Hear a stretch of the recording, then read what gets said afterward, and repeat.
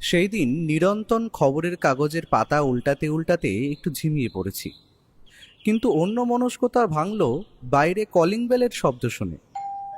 দেখলাম চাকর পুটিরাম গামছা দিয়ে নিজের মুখ মুছতে মুছতে দরজার দিকে এগোচ্ছে। দাঁড়াও, আমি দেখছি বলে এগিয়ে গেলাম দরজার দিকে। দরজাটা খুলে দিতেই দেখতে পেলাম একজন বয়স 30-এর যুবক দাঁড়িয়ে রয়েছে দরজার সামনে। তার হাতে ধরা রয়েছে একটি কাগজ। বললাম, কাকে চাই? আচ্ছা, আপনার নাম কি সত্যান্বেষী ব্যোমকেশ বক্সী? না না, ব্যোমকেশ একটু কাজে বেরিয়েছে, এক্ষুনি এলো বলে। আপনি বসুন না ভেতরে। ছেলেটি ঘরের ভিতরে এলো, তারপর সামনের সোফাটায় বসে ইতস্ততভাবে এদিক ওদিক দেখতে থাকলো। আমি বুঝতে পারলাম না ছেলেটা কি মক্কেল নাকি অন্য কোনো কাজে ব্যোমকেশের কাছে এসেছে। পুটিরামকে ডেকে চা করতে বললাম। ছেলেটা হয়তো একটু ইতস্তত বোধ করছে। পুটিরাম চা দেওয়ার মিনিট 15 পর ব্যোমকেশ ফিরল। সে এসে ছেলেটির উদ্দেশ্যে জিজ্ঞেস করল, হ্যাঁ বলো, কিসের জন্য আসা? কিভাবে সাহায্য করতে পারি তোমায়? ছেলেটি নিজের ইতস্তত ভাবটা একটু কম করার চেষ্টা করে ব্যোমকেশের দিকে তাকিয়ে বলল, নমস্কার ব্যোমকেশবাবু। কথাটা যে কিভাবে শুরু করব সেটাই বুঝতে পারছি না, তবে বলতে যখন হবে তখন দেরি করে লাভ নেই। আমার নাম সঞ্জীব তালুকদার। আমার বাবার নাম রাজীব তালুকদার।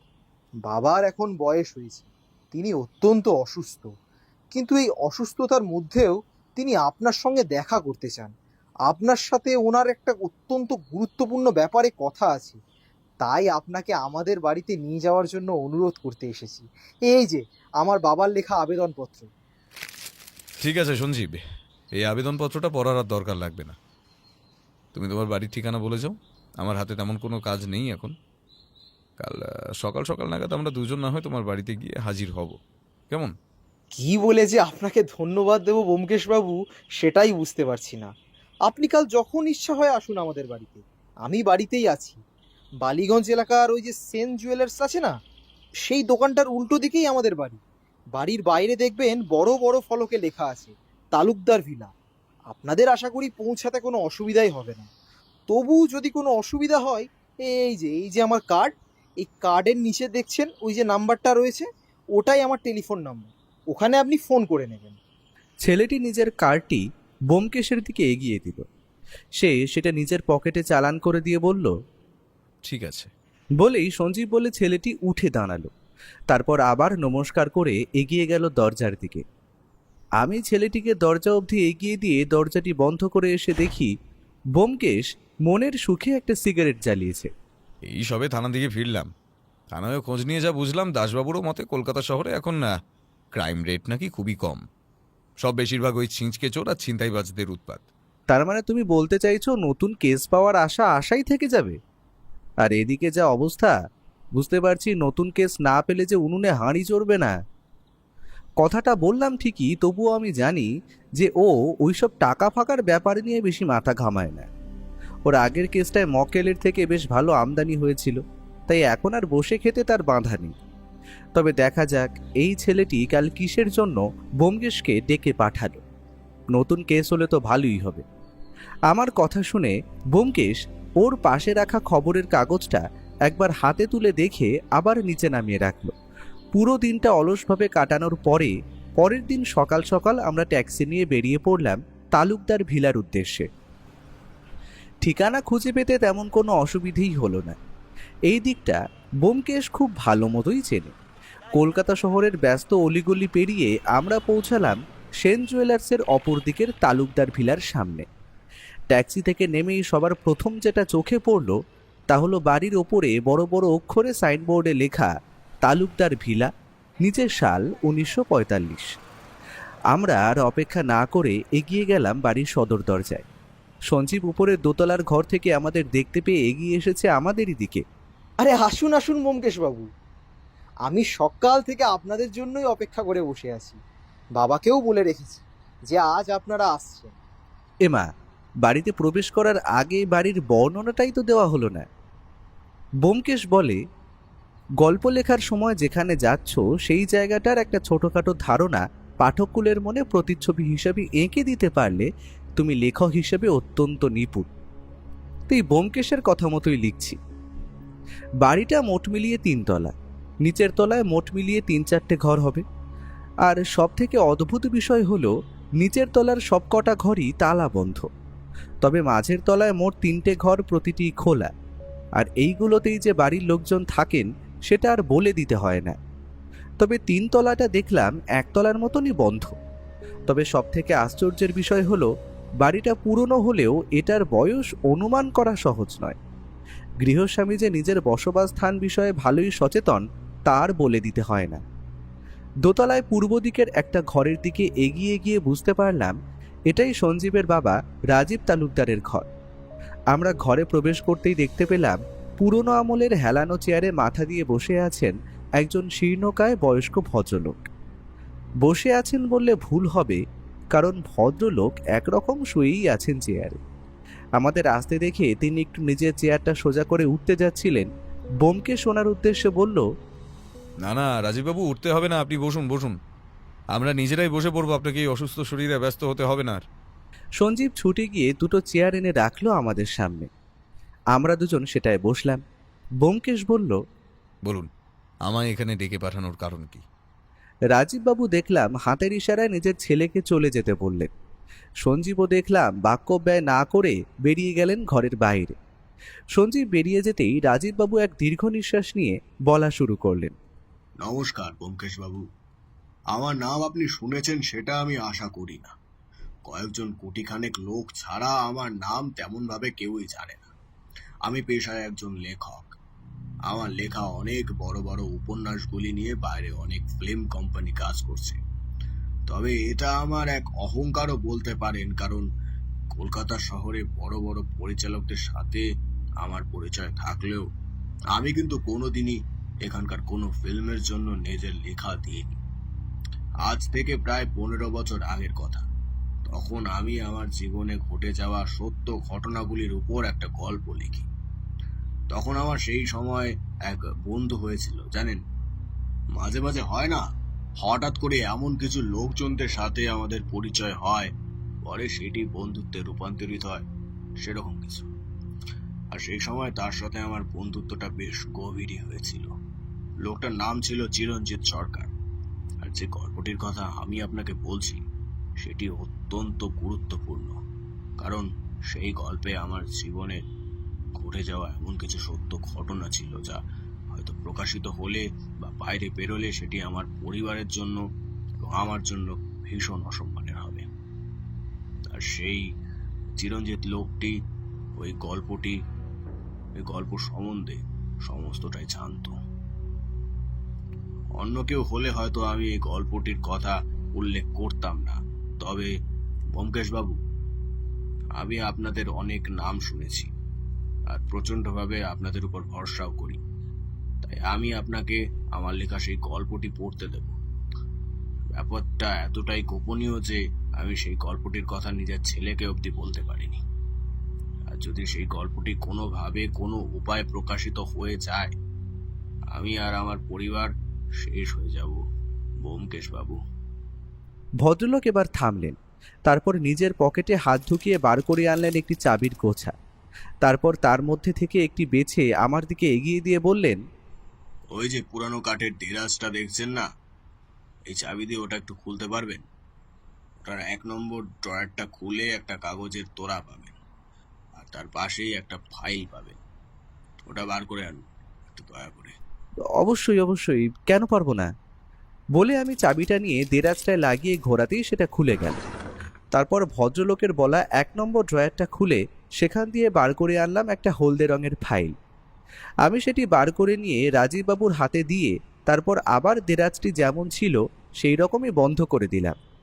ভদ্রলোক ফাইলটি নিয়ে একবার এদিক ওদিক ঘুরিয়ে দেখে বললেন, ব্যোমকেশবাবু, এই যে এই ফাইলটা আপনি রাখুন। আর এই ফাইলটিতে আছে আমার লেখা সেই অদ্ভুত গল্পটি। ব্যোমকেশ নিজের হাতে ফাইলটা নিয়ে উল্টে পাল্টে দেখে বলল, রাজীববাবু, এ তো দেখছি অনেক পৃষ্ঠা, বেশ বড় গল্প বলে মনে হচ্ছে। আচ্ছা, আপনাকে একটা অনুরোধ করব, আমি কি এই ফাইলটা আমার বাড়ি নিয়ে গিয়ে পড়ে দেখতে পারি? স্বচ্ছন্দে ব্যোমকেশবাবু। আর এটি আপনি চাইলে আপনার নিজের বাড়িতে বসেও পড়তে পারেন, তাতে আমি বেশি নিরাপদ মনে করব। তাহলে রাজীববাবু, আজ উঠি কেমন? আমি চেষ্টা করব 1-2 দিনের মধ্যেই পুরো গল্পটি পড়ে আপনাকে আমার মতামত দিয়ে যাওয়ার। অসংখ্য ধন্যবাদ ব্যোমকেশবাবু। আশা করি আপনি এই পুরো গল্পটি পড়লে অনেক কিছু জানতে পারবেন এবং অনেক কিছু বুঝতেও পারবেন। আর কেন আমি আপনাকে এই কেসটি দিচ্ছি সেটাও ধরতে পারবেন আশা করি। আমরা চেয়ার ঠেলে বেরিয়ে এলাম বাইরের দিকে। বাইরে বেরিয়ে ট্যাক্সি ধরার সময় একটা অদ্ভুত বিষয় লক্ষ্য করলাম। দোতলারই একটি ঘরের বারান্দার থেকে সন্দেহ ভরা দৃষ্টিতে তাকিয়ে আছেন একজন মহিলা।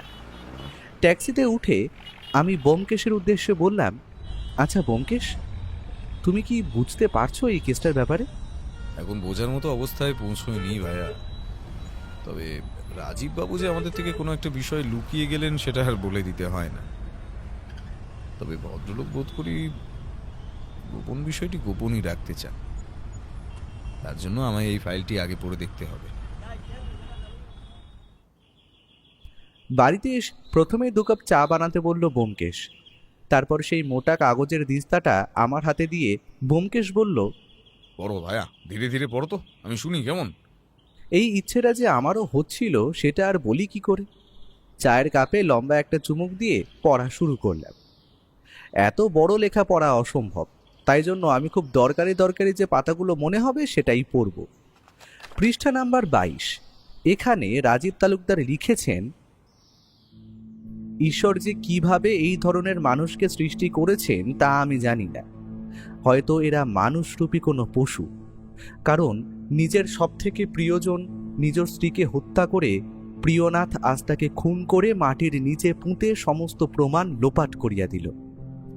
প্রিয়নাথ নিজের স্ত্রীকে শেষ করে দিলেও জঙ্গলের মধ্যে ফেলে দিয়ে গেলেন তার ফুটফুটে ছোট পুত্র সন্তানটিকে।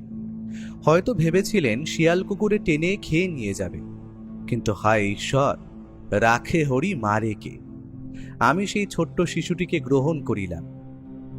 তারপর ভদ্রলোক তার লেখা গল্পের 38 নম্বর পাতায় লিখেছেন, আমি নিজের 2 ছেলেকে নিয়ে বেশ ভালোই ছিলাম, কিন্তু হঠাৎ করেই এই প্রিয়নাথ লোকটি আবার আমার জীবনে চলে আসে।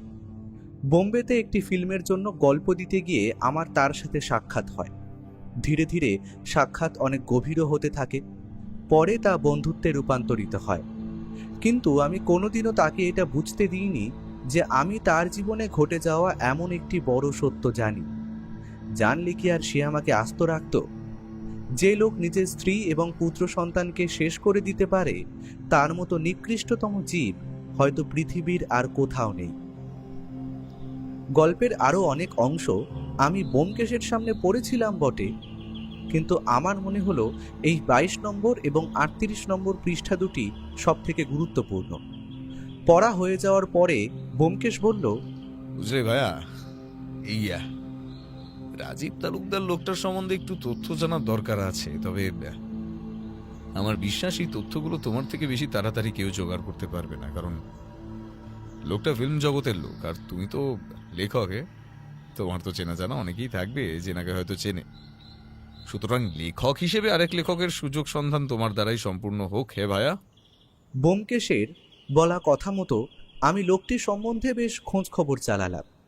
তবে শেষ অবধি যা উদ্ধার করতে পারলাম তা হলো এই, যে রাজীব তালুকদার একজন প্রকৃত ধনী লেখক। পারিবারিক দিক দিয়ে বলতে গেলে তার আগেও পূর্বপুরুষদের মধ্যে লেখক মানুষ ছিলেন এবং তারা প্রত্যেকেই ফিল্মের জগতের সাথে যুক্ত। বোম্বে এবং অন্যান্য বহু জায়গায় তার লেখা ফিল্ম হিসেবে বেরিয়েছে এবং তার দরুন বেশ কিছু পয়সা করিও কামিয়েছেন তিনি। তেনার প্রথম জীবন জানতে গেলে জানা যায় প্রায় বছর 45 আগে তিনি বিয়ে করেছিলেন। তবে প্রায় 2 বছর পর কোনো কারণে তার স্ত্রী তাকে ছেড়ে চলে যান, কিন্তু এই ঘটনা উপযুক্ত কারণ জানা যায়নি। তারপরেই এখন তার ছোট ছেলে সঞ্জীব তালুকদার একজন সাধারণ পোস্ট অফিসে চাকুরিরত। লেখালেখি সেও করে থাকে বটে, তবে বাপের মতো অত বড় লেখক হিসেবে নাম পায়নি। সম্পূর্ণ ঘটনা খুলে বলার পরে সে বলল, বলো কি, তো অনেক বড় নাটক দেখছি। তার মানে এত সব ঘটনার মাধ্যমে জানা যায় যে সঞ্জীব তালুকদার আসলে ছিলেন প্রিয়নাথ বাবুর ছেলে। এই জন্যই হয়তো রাজীব তালুকদার ওনার ছেলের দিয়ে এই সমস্ত ঘটনা লুকিয়ে গেলেন। তবে এখন প্রশ্ন হচ্ছে, এই প্রিয়নাথ লোকটি কে? তার পদবী বা কি? সে এখন কোথায় থাকে? উত্তর তো এই সমস্ত আমাদের খুঁজে বার করতে হবে। তো চিন্তা করে লাভ নেই অমর, আজ বরং ঘুমিয়ে পড়ো। কাল সমস্ত প্রশ্নের উত্তর পাওয়া যাবে রাজীব তালুকদারের কাছ থেকে। পরের দিন সকালে ঘুম থেকে উঠেই আমরা দুজন বেরিয়ে পড়লাম তালুকদারের বাড়ির উদ্দেশ্যে। তবে অদ্ভুত ব্যাপার হলো, আজ তালুকদার ভিলাতে দেখা মূল্য আরও দুজন নতুন মানুষের। প্রথমজন এক বয়স 15 ছেলে, অপরজন বয়স 40-এর বেশি একজন ভদ্রলোক। আমাদের আসতে দেখেই এগিয়ে এসে নমস্কার জানিয়ে বললেন, নমস্কার। আপনি তো গোয়েন্দা আশা করি। আগের দিন আপনারা যে এই বাড়িতে এসেছিলেন তার খবর আমি পেয়েছি, তাই আজ আসবেন বুঝে আলাপ জমাতে এলাম আর কি। তা আজকাল সত্যান্বেষণ ছেড়ে দিয়ে লেখালেখি শুরু করলেন নাকি? হ্যাঁ। আমি বুঝলাম ভদ্রলোক ব্যোমকেশের কাছে থাকা রাজীববাবুর লেখা গল্পটির দিস্তা কাগজের তোড়া দেখে এই মন্তব্য করেছেন। আর ইনি যে রাজীব তালুকদারের সুযোগ্য বড় পুত্র অনিস তালুকদার তার বলে দিতে হয় না। আর আগের দিন যে মহিলাটিকে আমি এবং ব্যোমকেশ বারান্দায় দাঁড়িয়ে থাকতে দেখেছিলাম, তিনি যে এই অনিশবাবুর স্ত্রী ছিলেন তা আজ স্পষ্ট। ব্যোমকেশ হাসি মুখে উত্তর দিল, না না অনিশবাবু, আমি আবার লেখক হতে যাব কেন? আমার এই বন্ধুটি লেখক স্বনামধন্য। আমার কারবার খালি সত্য অনুসন্ধান নিয়েই। অনিশবাবু ব্যোমকেশের কথা শুনে হাসি মুখে বললেন, আচ্ছা আচ্ছা, যান গিয়ে বাবার সঙ্গে দেখাটা করে আসুন। কি বলেন আবার কে জানে। আমরা এবার এগিয়ে গেলাম রাজীব তালুকদারের ঘরটির উদ্দেশ্যে। ঘরে প্রবেশ করেই দেখি সঞ্জীববাবু তার পিতাকে ওষুধ খাইয়ে দিচ্ছিলেন। আমাদের দেখে সঞ্জীববাবু উঠে দাঁড়িয়ে নমস্কার জানিয়ে বললেন, আসুন আসুন ব্যোমকেশবাবু, বাবার এই সময় একটা ওষুধ থাকে, সেটাই দিচ্ছিলাম আর কি। আপনারা কথা বলুন, আমি এক্ষুনি চা পাঠিয়ে দিচ্ছি। তা পড়েছেন কাগজগুলো? পড়লাম, তবে এই প্রিয়নাথ লোকটি সম্বন্ধে আপনি যতটুকু তথ্য দিয়েছেন সেটিতে আমি সন্তুষ্ট হতে পারিনি। এমনকি লেখায় লোকটার পদবীরও উল্লেখ নেই। আচ্ছা, আপনি কি লোকটা সম্বন্ধে আমাদের আরো কিছু তথ্য বলে অবগত করতে পারবেন? আসলে ব্যোমকেশ বাবু, আমি লেখায় যে নাম উল্লেখ করেছি সেই লোকটি কিন্তু আসল নাম নয়। আমি যদি এখানে আসল নাম উল্লেখ করতাম তাহলে আপনি অতি সহজেই লোকটিকে চিনতে পারতেন। অজিতেশ বাবু, একটা কাজ করুন, আপনি বরং ওই পাশের ড্রয়ারটি খুলুন, সেখান থেকে আপনি কয়েকটি চিঠি পাবেন। আমি ভদ্রলোকের কথা মতো ড্রয়ারটি খোলার সাথে সাথে সেখানে আবিষ্কার করলাম কিছু হলদে হয়ে যাওয়া পুরনো চিঠির খাম, এবং তার মধ্যে মারা রয়েছে লোকাল পোস্ট অফিসের স্ট্যাম্প। আমি চিঠিটি খুলে সেটি পড়ে ব্যোমকেশের হাতে দিলাম। সেখানে লেখা আছে, প্রিয় রাজীব, তোমার পূর্বের বলা সেই ঘটনাটি আমার কিন্তু আজও মনে।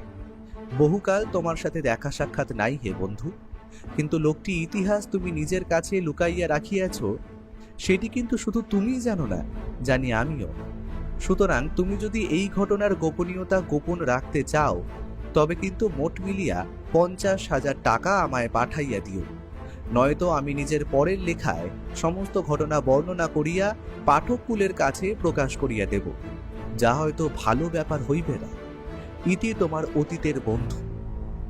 চিঠিটা দেখা শেষ হওয়ার সাথে সাথেই ব্যোমকেশ রাজীববাবুর উদ্দেশ্যে বলল, আচ্ছা রাজীববাবু, আপনি কি নিজের লেখাই গল্পটিতে কোনোভাবে এই 27 নম্বর পৃষ্ঠাটি ছিঁড়ে ফেলেছিলেন? কারণ আমি যখন এই লেখাটি পড়ছিলাম তখন আবিষ্কার করি এই অদ্ভুত ঘটনাটি, যেখানে লেখার 27 এবং 28 নম্বর পাতাটি যেন কেউ ছিঁড়ে নিয়েছে। রাজীববাবু কথাটা শুনে যেন চমকে উঠলেন। এ কি বলছেন আপনি? এ কি করে সম্ভব? লেখাটির কথা খালি আমি, আপনারা এবং আমার ওই পুরাতন বন্ধু ছাড়া কেউ জানে না। তবে কিভাবে সেটি হারিয়ে গেল? এ যে অসম্ভব কাণ্ড। আচ্ছা, আপনার বাড়ির অন্য কেউ কি এই কাজ করতে পারে বলে মনে করেন? না ব্যোমকেশ বাবু, এ ঘরে তো কেবল প্রবেশ করে আমার চাকর ছোট ছেলে সঞ্জীব, আর মাঝে সাঝে অনিশের ছেলেটি আসে। দাদু ভাই আমায় খুব ভালোবাসে, তাই আসে মাঝে সাঝে। আমার তো মনে হয় না এদের মধ্যে কেউ এই কাজ করতে পারে, কারণ যে চাবি থাকতো সব সময় আমার কাছে। আপনারা ভালো করে দেখেছেন তো ব্যোমকেশ বাবু?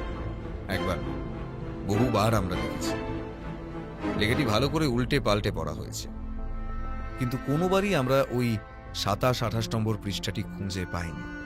ভদ্রলোক একটা দীর্ঘশ্বাস ফেললেন। ব্যোমকেশ বলল, আচ্ছা রাজীববাবু, আপনি এটা বলতে পারেন যে ওই পৃষ্ঠায় আপনি কি লিখেছিলেন? সেটা কি আপনার মনে আছে?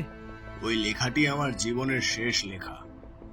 আর আর ওটার গুরুত্ব আপনি ভালো করেই জানেন ব্যোমকেশ বাবু।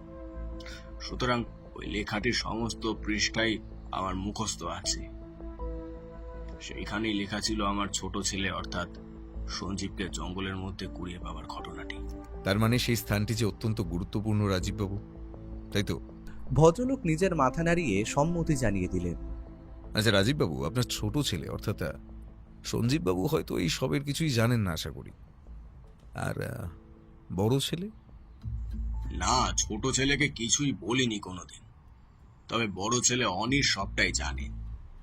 তবে সে কোনোদিন নিজের ভাইকে অন্য চোখে দেখেনি। এটা আমার ভাগ্যই বলতে পারেন। সুতরাং ওই দিক থেকে আপনি নিশ্চিন্ত হতে পারেন যে অনিশ কোনোদিন এই সত্য তার ভাইয়ের সামনে আনবে না। যে সত্য মানুষকে কষ্ট দেয় সেটা সামনে না আসাই ভালো। আমি বলি কি, আপনি একবার কিন্তু পুলিশকে সব ঘটনা খুলে বলতে পারতেন। একজন লোক আপনাকে ব্ল্যাকমেল করে এইভাবে টাকা চাইছে, তাকে ধরে সঠিক পথে আনা কিন্তু পুলিশের জন্য অত্যন্ত সহজ কাজ। আসলে ব্যোমকেশ বাবু, আমার মন বলছে কিছু একটা খারাপ করতে চলেছে। তার মধ্যে শুনছি বইয়ের একটা পৃষ্ঠা উধাও। আচ্ছা রাজীববাবু, আপনি যখন আপনার আসন্ন বিপদ বুঝতে পারছেন, তখন কেন এবার সবটা আমার কাছে খুলে ধরছেন না? আপনি কিন্তু আপনার সেই বন্ধুটির নাম এখনো অবধি আমাদের কাছে খুলে বলেননি। সে লোক কি কলকাতায় থাকেন? আপনি কি চিঠির প্রেরক এবং আমার বন্ধুর কথা বলেছেন তো? আর লুকিয়ে লাভ কি হবে? এই যে চিঠির প্রেরক, তার নাম নিধিরাম বারিক। এককালে আমার খুব ভালো বন্ধু ছিল বটে, তবে এখন 10 বছর তার সাথে কোনো যোগাযোগ নেই আমার। এবং সে বহাল তবিয়েতে এই কলকাতা শহরেই থাকে।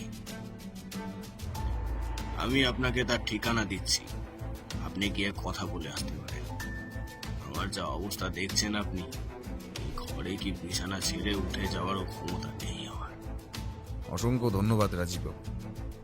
তবে আপনার গল্পে লেখা প্রিয়নাথ চরিত্রের লোকটির আসল নাম কিন্তু আপনি এখনো আমাদের জানান। তবে এখনো সময় আছে। আচ্ছা, আজ তবে উঠি কেমন? আমি আর অমর এক্ষুনি একবার নিধিরাম বাবুর বাড়ির দিকে যাব। ভদ্রলোকের কাছ থেকে নিধিরামবাবুর বাড়ির ঠিকানা পাওয়া গেল বটে, তবে সেটা কলকাতা শহরের এমন জায়গায় অবস্থিত যে প্রায় 2 বার বড়সড় ট্যাক্সি ভাড়া করে পকেট দিয়ে খসবে, সেটা ভেবে মনটা একটু খারাপ হয়ে গেল। অবশেষে আমরা গিয়ে পৌঁছালাম নিধিরামবাবুর বাড়ির সামনে। ঠিকানা অনুযায়ী খুঁজে পেতে অসুবিধে হয়নি। আমরা গেটের বাইরে থেকেই বেল দিতেই দরজা খুলে দিল একজন চাকর। কাকে চাই? আচ্ছা, এটা কি নিধিরাম বাবুর বাড়ি? আর উনি কি বাড়ি আছেন? হ্যাঁ, এটা ওনারই বাড়ি। বাবু বাড়িতেই আসেন। আপনারা আসেন। আমরা ভিতরে গিয়ে বসার সাথে সাথেই বুঝতে পারলাম লোকটির পসার বা অবস্থা বেশ ভালোই, কারণ বাড়িটা সাজানো নানা রকমের দামি দামি আসবাবপত্র দিয়ে। এই লোক যে কাউকে চিঠি লিখে ব্ল্যাকমেল করে টাকা চাইতে পারে, কেন জানি না আমার বিশ্বাস হলো না। মিনিট খানেক বসার পর আমাদের সাথে দেখা করতে এলেন একজন বয়স 50-এর ভদ্রলোক। পরনে সাদা রঙের ধুতি এবং ওপরে একটা সাদা স্যান্ডো গেঞ্জি, চোখে গোল ফ্রেমের চশমা। তবে শরীরের গড়ন অনুযায়ী ওনার মুখের মোটা গোঁফটা যেন মানাচ্ছে না। ভদ্রলোক আমাদের দেখেই বলে উঠলেন, আরে বসেন সত্যান্বেষী ব্যোমকেশ বক্সীবাবু। কি সৌভাগ্য আমার, আপনাদের পদধূলি পড়েছে আমার বাড়িতে। আপনার এই বন্ধুটির লেখাও কিন্তু আমি অনেক পড়েছি। তা আজ আমার বাড়িতে কি মনে করে? পেপারে বহুবার ব্যোমকেশের ছবি বেরোনোর কারণে বোধ করি লোকটি ব্যোমকেশকে চিনতে পেরেছে। ব্যোমকেশ বেশি ভনিতা না করে সোজাসুজি প্রশ্ন করল, আচ্ছা নিধিরাম বাবু, আপনি এবং রাজীব তালুকদার একসময় ভালো বন্ধু ছিলেন আশা করি। আর আপনি তার জীবনে এমন কিছু গোপন তথ্য জানেন যা হয়তো কেউ জানে না, তাই তো? তা জানি বটে, কিন্তু তার সাথে তো আমার প্রায় দেখা সাক্ষাৎ হয় না প্রায় 10 বছর আগে। সে কি কোনো তদন্তের জন্য আপনাকে আমার কাছে পাঠিয়েছে নাকি? তবে আমি সোজাসুজি বলে দিতে চাই, আমি আপনাকে এ বিষয়ে কোনো সাহায্য করতে পারবো না। সাহায্য করবেন না সেটা আপনার ব্যাপার, তবে একজন অসুস্থ লোককে এইভাবে চিঠি লিখে ব্ল্যাকমেল করে টাকা চাওয়ার ব্যাপারটা আপনার মতো মানুষকে শোভা দেয় না। আপনি যা করার করে নিন ব্যোমকেশ বাবু। আমি আমার দিক থেকে আর কিছু তথ্য আপনাকে দিতে পারবো না। আপনি একজন গোয়েন্দা, সুতরাং সত্য কি সেটা নিজেই খুঁজে বার করুন। সেটাই যে আপনার কাজ। তবে আজ উঠুন আপনারা। আপনি কি আমাদের সেই লেখার বর্ণিত যে লোকটিকে এবং তার ঘটনা লুকোনোর চেষ্টা চলছে তার নাম আমাদের বলতে পারেন? গল্পে হয়তো আপনি আলাদা নাম পেয়েছেন লোকটির, তবে সেই লোক যে সে লোক নয়। সিঙ্গানিয়া লোক বেজায় খারাপ। তার অতীতের ঘটনা ফাঁস হলে সে যে রাজীব আর তার পুরো পরিবারকে শেষ করে দিতে পারে, সেটা আপনার মক্কেলের জেনে রাখা উচিত। ধন্যবাদ, আজ আপনারা উঠুন। লোকটা যে তাড়াতাড়ি আমাদের বার করে দিতে চাইছে সেটা বুঝতে পারলাম। তবে এখানে এসে একটা তথ্য পাওয়া গেল যে লোকটির কথা গল্পে উল্লেখ আছে প্রিয়নাথ বলে, তার পদবি হয়তো সিংহানিয়া। তবে নাম সেটা খুঁজে বার করতে হবে আমাদেরই। বাড়ি ফিরে ব্যোমকেশকে নিধিরাম লোকটির ব্যাপারে জিজ্ঞেস করায় সে বলল, নিশ্চিত লোকটা বেশ চালাক এবং দড়িবাজ। তবে আমি বাজিয়ে দেখে যা বুঝেছি, লোকটা চিঠি লিখে রাজীববাবুকে ব্ল্যাকমেল করতে পারে না। সে এত বছর ধরেই তো ঘটনাটা জানতো। আর সিঙ্গানিয়া একজন ফিল্ম জগতের লোক, আশা করি সে তো তাকেই সরাসরি ব্ল্যাকমেল করে টাকা চাইতে পারত। সেক্ষেত্রে টাকার পরিমাণ সে পেত অনেক বেশি। তার মানে তুমি বলতে চাইছো নিধিরাম লোকটা খালি ধড়িবাজ কিন্তু চিঠি লেখেনি? তার প্রমাণও আমি পেয়েছি, কারণ লোকটার বসার ঘরে আমাদের যেখানে বসতে দিয়েছিল তার সামনে টেবিলে একটা বাজারের ফর্দ পড়েছিল। সেটা যে তারই লেখা তাতে আমার কোনো সন্দেহই নেই। আর সেই হাতের লেখার সঙ্গে চিঠিতে দেখা হাতের লেখার কোনো মিলই নেই। তবে চিঠি যখন সে লেখেইনি তবে লিখলোটা কি? যেই লিখেছে তার এখন প্রচন্ড পরিমাণে টাকার প্রয়োজন, আর তাই জন্যই সে রাজীববাবুকে ব্ল্যাকমেল করছে। তবে সেটা যে কে সেটাই খুঁজে বার করতে হবে আমাদের। সেই দিন কোনো রকম এই কেসটি সম্বন্ধে আমাদের কথা হয়। তবে ব্যোমকেশ যে কেসটা নিয়ে সারাদিন ভাবছে তা আমি বুঝতে পারলাম তার ঘন ঘন সিগারেট খাওয়া এবং কপালের কাছের ভ্রুকুটিটা দেখে। সে যে অ্যাস্ট্রেতে বড় একটা ছাইয়ের স্তূপ করে ফেলেছে সেটা হয়তো নিজেই জানে না। তবে রাতের দিকে খাওয়া দাওয়ার পর একটা টেলিফোন এলো। ব্যোমকেশ সেটা তুলে নিয়ে বলল, হ্যালো, হ্যাঁ অজিতেশ বক্সি বলছি। হ্যাঁ বলুন দাসবাবু, কি মনে করে? ফোনের আওয়াজ স্পিকারেই ছিল, তাই দাসবাবুর কথা স্পষ্ট শুনতে পেলাম। হ্যাঁ বলছি, একজন প্রাক্তন ফিল্ম জগতের লোক লাল বাহাদুর সিংহানিয়া খুন হয়েছেন। যদি আপনি আসতে চান আসতে পারেন। ব্যাপারটা কিন্তু অত্যন্ত সন্দেহজনক। কি নাম বলেন যেন? লাল বাহাদুর সিংহানিয়া, তাই তো? হ্যাঁ হ্যাঁ, উনি উনি। কেন বলুন তো, আপনি কি লোকটিকে চিনতেন নাকি? আমি এক্ষুনি আসছি, এসেই না হয় সবটা আপনাকে খুলে বলবো। আচ্ছা, আপনি কি একটু গাড়ি পাঠাতে পারবেন? আচ্ছা ঠিক আছে ঠিক আছে, আপনারা সবাই তৈরি হয়ে থাকুন। ওই মিনিট 15-র মধ্যে গাড়ি এসে আপনাদেরকে নিয়ে যাবে, ঠিক আছে? ততক্ষণ আমি সামলাই এদিকটা। দাসবাবুর কথা মতো গাড়ি আমাদের নিয়ে গেল খুনের স্থানে। ব্যোমকেশকে ঘটনা শোনার পর থেকেই যেন আরো অনেক বেশি উত্তেজিত মনে হচ্ছে। তবে সেটার যে কারণ কি তা আমি জানি না। ঘটনাস্থলে পৌঁছে দেখি একটি ধুতি পাঞ্জাবি পরা বেশ লম্বা এবং ফর্সা গড়নের লোকের মৃতদেহকে ঘিরে বেশ লোকের জমায়েত সৃষ্টি হয়েছে। লোকটার এই বয়সেও বডি ফিটনেস এবং মুখের গড়ন দেখে সহজেই আন্দাজ করা যায় যে ইনি কোনো বড় মাপের অভিনেতাই ছিলেন। পুলিশ লোক ঠেলে আমাদের সামনে যাওয়ার ব্যবস্থা করে দিল। খুব ভালো করে পরিদর্শন করে দাসবাবুর উদ্দেশ্যে বলল, লোকটাকে খুন করা হয়েছে বটে, তবে সেটা এখানে নয়। খুন করা হয়েছে প্রায় অনেকক্ষণ আগে, কারণ গুলি লাগার জায়গাটা থেকে রক্ত বেরিয়ে সেটা জমাট বেঁধে গেছে। আমার অনুমান বলে এখানে এসে বডিটা ফেলে যাওয়া হয়। সে যাই হোক, বডি পোস্টমর্টমে পাঠানোর ব্যবস্থা করুন। রিপোর্ট এলে সব জানা যাবে। খুনের জায়গাটা আশপাশটা ঘুরে ব্যোমকেশ আরো যেন কিছু একটা খুঁজতে লাগলো। এখন যা বুঝছি করার কিছুই নেই আপাতত। যতক্ষণ না ওই ফরেনসিক টেস্টের রিপোর্টটা আসছে ততক্ষণ এখানে মনে হয় হাত গুটিয়ে বসেই থাকতে হবে আমাদের। দাসবাবু ব্যস্ত হয়ে কয়েকটা সাব কনস্টেবলকে দায়িত্ব দিয়ে ভিড় ঠেলে একটু ফাঁকা জায়গা বানালো। ওনার সাথে এলো একটি বছর 30-এর মেয়ে এবং একটি বৃদ্ধ লোক। উভয়ের পোশাক পরিচ্ছদে উচ্চবৃত্ততার ছাপ। বয়স্ক ভদ্রলোক বললেন, আমার নাম পিনাকি সরকার, ইন্সপেক্টর সাহেব। আমি সিঙ্গানিয়া বাবুর ম্যানেজার। এই মিনিট ৪৫ আগে উনি বাড়ির থেকে বেরোলেন, বললেন খাওয়ার পরে একটু রাস্তায় হাঁটলে রাতের ঘুমটা ভালো হয়। মদের অভ্যেসটা ছাড়ানোর পর বেশ কয়েকদিন ধরে এইরকম চলছিল। কারোর সাথে কোনো শত্রুতা না, কিছু না। আজ যে কি হয়ে গেল। আপনি কি সিংহানিয়া বাবুর মেয়ে? সে ইতিবাচক মাথা নাড়ল। ব্যোমকেশ প্রশ্ন করল, আপনি কয়েকদিন ধরে আপনার বাবার মানসিক অবস্থার ব্যাপারে জানাতে পারবেন? মেয়েটি ভাঙা গলায় বলল, আমার আমার বিয়ে হয়ে গেছে বছর 5 আগে। বাবার বাবার অমতে বিয়ে করেছিলাম বলে আমার সাথে কোনো সম্পর্ক রাখিনি। এর থেকে এই দিন 2 হলো আমি বাড়িতে ঘুরতে এসেছি। আমার আমার থেকে পিনাকি কাকাই বেশি ভালো বলতে পারবে। ঠিক আছে দাসবাবু, চলুন, বাড়িতে ওনার ঘরটা একটু দেখতে হবে। দাসবাবুর জিপে যখন আমরা সবাই উঠলাম, তখনই লাল বাহাদুর সিংহানিয়ার বডি নিয়ে আর একটা গাড়ি পোস্টমর্টমের জন্য বেরিয়ে গেল। লোকটার বাড়ি দেখলেই বোঝা যায় সৎ পথে টাকা রোজগার করে বানানো অট্টালিকা এটা নয়। রাজীববাবুর গল্প অনুযায়ী খুব একটা ভালো লোক উনি ছিলেন না, সেটা মেনে নেওয়াই যায়। বাড়ির ভেতরের দেওয়ালে সর্বত্র বড় বড় ফিল্ম জগতের তারকাদের সঙ্গে কাটানো মুহূর্তের ছবি বাঁধিয়ে ঝোলানো আছে। এই তারকাদের অনেককেই আমি চিনি। ম্যানেজার পিনাকি বাবু আমাদের নিচের তলার একটি বড় হল ঘরে নিয়ে গেলে। এইটিকে স্টুডিও বললে ভুল হবে না। ঘরের এক কোণে প্রজেক্টরের মাধ্যমে ছবি উপভোগ করার ব্যবস্থা আছে। তার সামনে লম্বা তক্তপোষের সামনে সাজা আছে একটি কোমর সমান উঁচু পেতলের হুকোদানি। পিনাকি বাবু বললেন, ওখানে বসেই দিনের বেশিরভাগ সময় কাটাতেন সিঙ্গানিয়া বাবু। তাছাড়া আর অন্য কোনো ঘরে না যেতেন, না কারুর খবর নিতেন। ব্যোমকেশ সেদিকে এগিয়ে গেল। সামনে রাখা একটি কাঠের বাক্সের দিকে অঙ্গুলি নির্দেশ করে বলল, ওটি কি?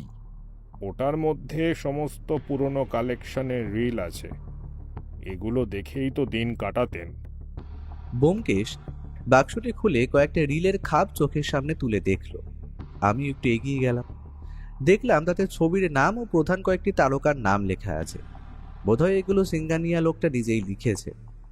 এমন সময় চোখে পড়ল জিনিসটা। দেখলাম একদম রিলের একটি খাপের থেকে ছোট কাগজের অংশ কিছুটা বেরিয়ে আছে। কৌতূহলবশত বললাম, ব্যোমকেশ, দেখো তো ওটা কোনো চিঠি নাকি? ব্যোমকেশ খামটি বের করলো। তারপর যে কাগজের টুকরোটি ওই খামের ভেতর থেকে বেরোলো, তা দেখে আমি স্তম্ভিত হয়ে সেদিকে চেয়ে রইলাম। দেখলাম এটি সেই লেখা গল্প থেকে উধাও হয়ে যাওয়া পাতাটি, অর্থাৎ ২৭-২৮ নম্বর পৃষ্ঠা রাজীববাবুর লেখার কাহিনীর। আমিও ব্যোমকেশ মুখ চাওয়াচাই করলাম। দাসবাবু বললেন, ওটি কি? জখের ধন। চলুন, আমাদের বাড়িতে চলুন, বাকি সবটা বলছি। পিনাকি বাবু, চিন্তা করবেন না, খুব শীঘ্রই আততায়ীকে পুলিশের হাতে তুলে দেব। আমরা বাড়িতে ফিরে এলাম। সিঁড়ি দিয়ে ওঠার সময় শুনতে পাচ্ছিলাম ঘরের ভেতরে টেলিফোনটা বাজছে। ব্যোমকেশ দ্রুত পায়ে এসে রিসিভারটা তুলে নিল। হ্যাঁ, মিস্টার বক্সি বলছি। কি ব্যোমকেশ বাবু, সিঙ্গানিয়া তো মারা গেল। সত্য অন্বেষণ কত দূর? নিধিরাম বাবু এই খবরটা যখন পেয়েছেন তখন নিশ্চিত থাকুন, উনি ধরা পড়লে সেই খবরটাও পেয়ে যাবেন। ধন্যবাদ আমার খবর নেওয়ার জন্য। বলে ব্যোমকেশ সজোরে রিসিভারটা রেখে দিল। দাসবাবু প্রশ্ন করলেন, ব্যোমকেশ, ব্যাপারটা কি বলো তো? আমি তো কিছুই বুঝতে পারছি না। ব্যোমকেশ তক্তপোষে নিজের শরীরটা এলিয়ে দিয়ে বলল, এমন একটি চাল চালা হয়েছে যা সম্পূর্ণ আমার চোখের সামনে, কিন্তু আমি তার কিছুই বুঝতে পারিনি। দাসবাবু, আপনি আগে সম্পূর্ণ ওটা শুনুন। বলে ব্যোমকেশ দাসবাবুকে সম্পূর্ণ ঘটনাটা পুঙ্খানুপুঙ্খ বর্ণনা করল। ভদ্রলোকের মুখ দেখেই বুঝলাম উনি পুরো ঘটনাটা কতটা অবাক হয়ে শুনছেন।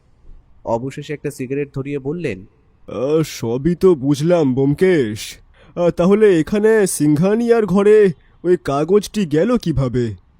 সব বুঝতে পারবেন, একটু অপেক্ষা করুন।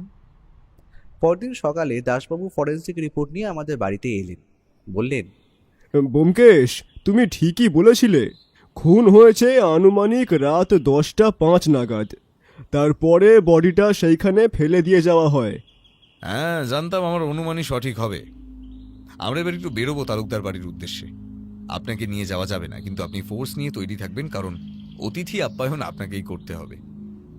দাসবাবু সম্মতি প্রকাশ করে চলে গেল। উনি আমাদের ছেড়ে দিতে চেয়েছিলেন, কিন্তু ব্যোমকেশ তাতেও রাজি হলো না।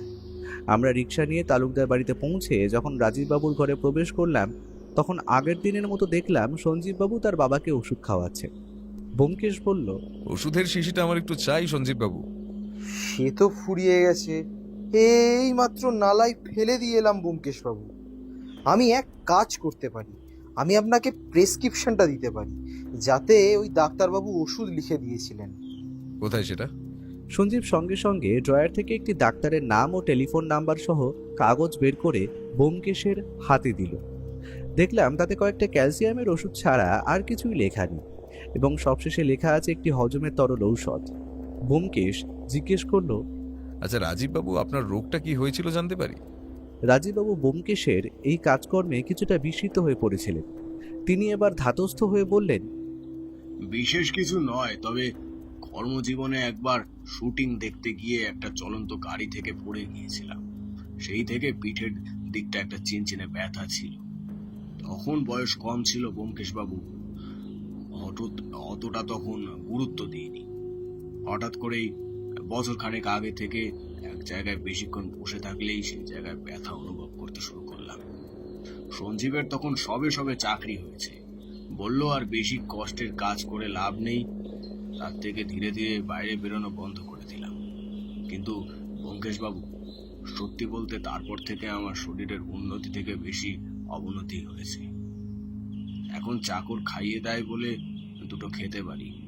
সঞ্জীব স্কুলে চলে গেলে আমি পুরো একা হয়ে যাই। ভদ্রলোকের কথা শুনে মায়া হলো আমার। আপনাদের বাড়িতে প্রবেশ করার জন্য অন্য কোনো জায়গা আছে কি? কই না তো। সিংহানিয়া খুন হয়েছে, খবরটা পেয়েছেন আশা করি আপনি। ভদ্রলোক কথাটা শুনে প্রায় আঁতকে উঠলেন। তারপর বললেন, খুন? কখন, কিভাবে? সব বলবো রাজীব বাবু, এবং আপনার খোয়া যাওয়া গল্পটির পাতাটিও উদ্ধার হয়েছে। এত ভালো খবর ব্যোমকেশ বাবু, কোথায় পেলেন সেটা? কেন, সিংহানিয়ার ঘরে। কি অদ্ভুত ঘটনা ব্যোমকেশ বাবু, এটা কিভাবে সম্ভব? মানে আপনি কি নিশ্চিত? ব্যোমকেশ পকেট থেকে ওই 27-28 নম্বর পাতাটি বের করে সমীরবাবুর চোখের সামনে ধরল। তারপরে বলল, দেখুন তো, এটি সেই কাগজ কিনা। ভদ্রলোকের চোখ আটকে গেল কাগজটির দিকে। ঠোঁটের চামড়া কয়েকবার যেন কেঁপে উঠল বিস্ময়ে। ব্যোমকেশ বলল, এই কাগজে সিংহানিয়ার প্রয়াত স্ত্রী এবং তার বাপের বাড়ির সম্বন্ধে আপনি লিখেছেন, যদি আমি খুব ভুল না করে থাকি। এই পাতাটি আমি একবারও ব্যোমকেশের থেকে নিয়ে পড়িনি, তবে এখন ওর মুখে কথাটা শোনার পর মনে হলো আরও কয়েকটা জটিল রহস্য বাড়ল বই কমল না। রাজীববাবু নিচু গলায় বললেন, আমি সেইবার সিংহানিয়াকে নিজের হাতে স্ত্রীকে খুন করতে দেখেছিলাম। তবে আমি বাংলোর যেখানে বসে লেখালেখি করছিলাম তার থেকে খানিকটা দূরেই ছিল একটা জঙ্গল। আর লেখালেখি করে ক্লান্ত শরীরে যখন আমি ঘুরতে ঘুরতে ব্যাপারটা লক্ষ্য করি, তখন বেশ দেরি হয়ে গেছে। আমি লুকিয়ে দেখলাম সিংহানিয়া তখন নিজের মৃত স্ত্রীর দেহটা মাটিতে পুঁতে দিচ্ছে। পাশে শুয়ে অঝরে কেঁদে চলেছে তার একটি দুধের শিশু। আমি তখনই লোক জড়ো করে সবটা মানুষের সামনে আনতে পারতাম, কিন্তু আমি তা করিনি, কারণ সিংহানিয়া লোকটার কাছে থাকতো সবসময় আগ্নেয়াস্ত্র। সে আমাকেও শেষ করে দিত সেই মুহূর্তের মধ্যে। তখন ওই ছোট শিশুটির কি হতো? তাই লোকটা তখন বাচ্চাটিকে জঙ্গলের মধ্যে ছেড়ে দিয়ে গেল। তখন আমি গিয়ে তাকে উদ্ধার করলাম। সঞ্জীব মোটে তখন 10 মাসের বাচ্চা। তাকে বুকে জড়িয়ে নিয়ে আসি বাংলোতে। বড় ছেলে অনিস তখন অনেক ছোট। কোনোদিন সে বুঝতে দেয়নি যে সঞ্জীব আমার আসল ছেলে নয়। একা হাতে মানুষ করা শুরু করি সেই দুধের ছোট শিশুটিকে। আর তখন থেকেই মনের মধ্যে জমতে থাকে ক্ষোভ। কেনই বা এমন করলো সিংহানিয়া? কেন শেষ করে দিতে চেয়েছিল ছোট বাচ্চাটির জীবন? আর তার থেকেই আপনার ভিতর জন্ম নেয় প্রতিশোধের আগুন, তাই তো? হ্যাঁ হ্যাঁ হ্যাঁ, ওই মানুষ রূপী পশুটাকে শেষ করতে আমার খুব একটা অসুবিধা হয়নি। আমি খালি এতকাল চুপ ছিলাম সঞ্জীব বড় হয়ে উঠুক তার অপেক্ষায়। তখন সিংহানিয়া বোম্বেতে বড় অ্যাক্টর, তাকে ধরে শাস্তি দেওয়া অসম্ভব। চারিপাশে সে ঘিরে থাকতো অজস্র পাহাড়ে। তাই তখন তাকে নিজের কুকর্মের সাজা দেওয়া হয়ে ওঠেনি। কিন্তু আমি নিজের লেখা শেষ গল্পে এই সব ঘটনা উল্লেখ করে গেলাম ব্যোমকেশবাবু।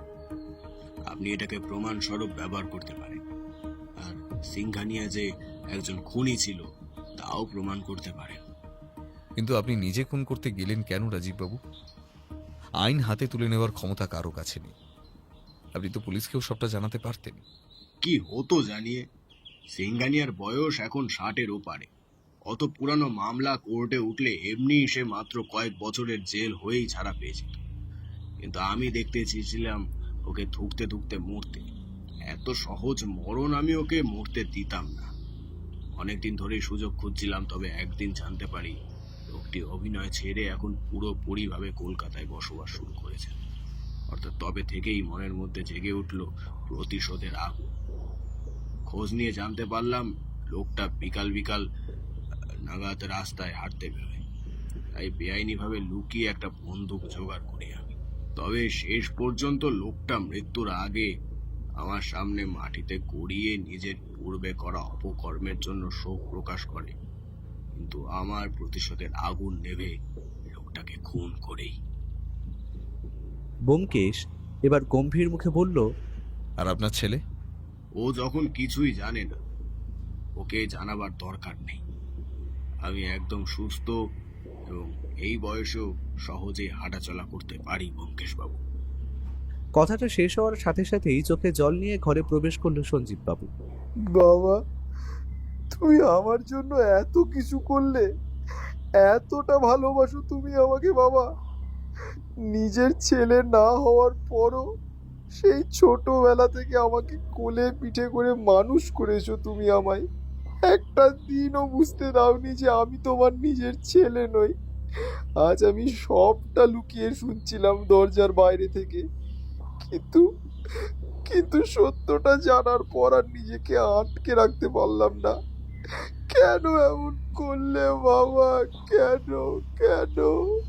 রাজীব তালুকদার নিজের হাত তার ছেলের মাথায় রেখে কান্না ভেজা কণ্ঠে বলে উঠলেন, ভালোবাসা রে বোকা, ভালোবাসা।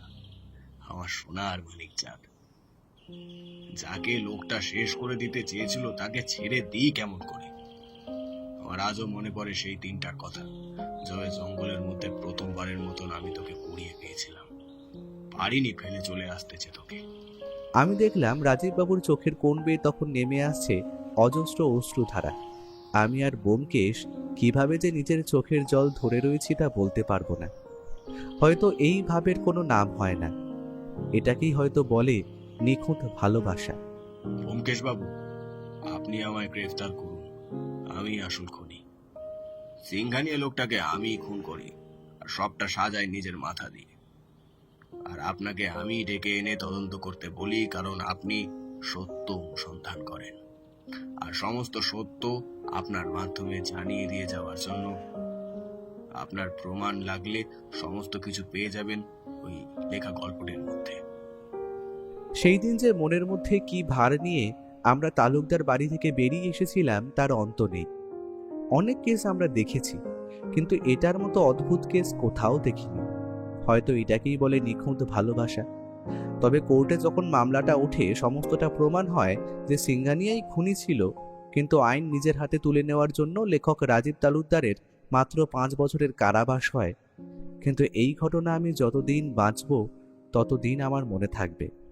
এটা ব্যোমকেশের কাছে আসা একটা অদ্ভুত কেস রূপে আমার গল্পে স্থান পাবে।